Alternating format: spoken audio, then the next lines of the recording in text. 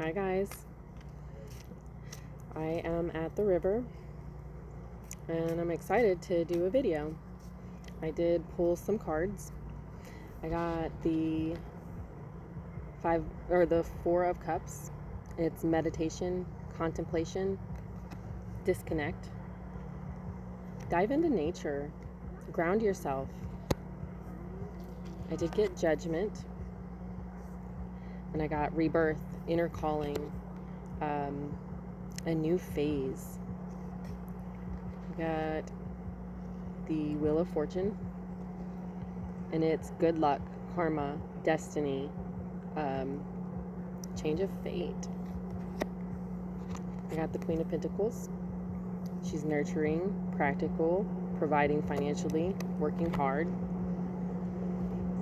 The Page of Swords. This is new ideas, curious, a thirst for knowledge, new ways of communicating. And I got the Magician. This is action, manifestation, power, self-confidence, clarity. Everything you need is in and around you to make a step of empowerment. All right, guys, I hope you're creating the best day, and